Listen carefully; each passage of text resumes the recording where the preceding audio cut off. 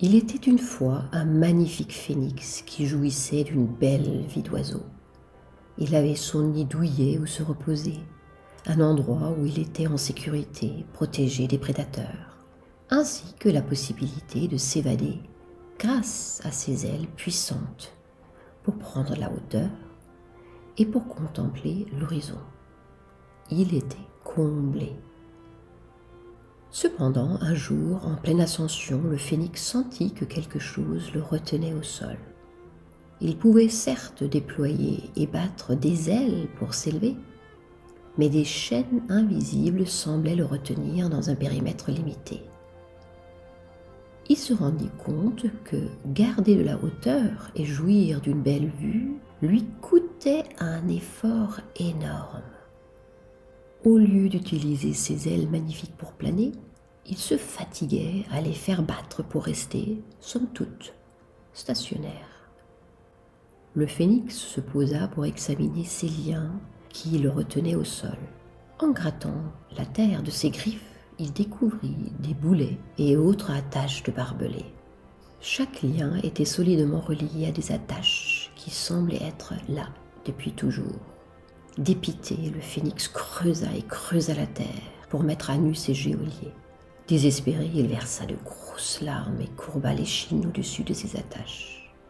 Or, exposé au grand air, touché par le soleil et imprégné des larmes du phénix, chaque poids commença à diminuer, à se dissoudre, à se désintégrer, jusqu'à ce que rien d'autre que de la poussière du souvenir ne subsistât. Libéré, le phénix s'éleva dans les airs et goûta pour la première fois à la capacité de ses ailes majestueuses.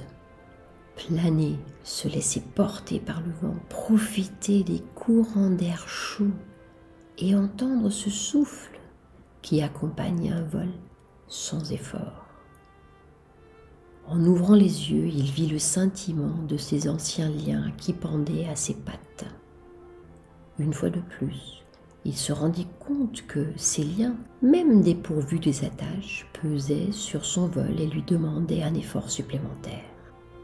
Il se posa à un endroit qui ne portait pas la mémoire des attaches et scruta attentivement l'anneau qui enfermait une de ses pattes. Des morceaux de chaîne y restaient attachés. Exaspéré, le phénix se mit en colère. Il donna de grands coups de bec dans l'amas des maillons à ses pieds. Certains cédèrent sous la violence des assauts du bec acéré. D'autres ne montrèrent pas même une égratignure. Le phénix se mit à pleurer de rage.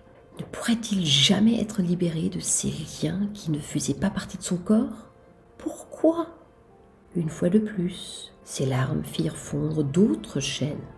Il comprit alors que la magie avait été toujours au fond de lui. Il ne restait plus que l'anneau qui reposait sur ses griffes, encerclant fermement sa patte.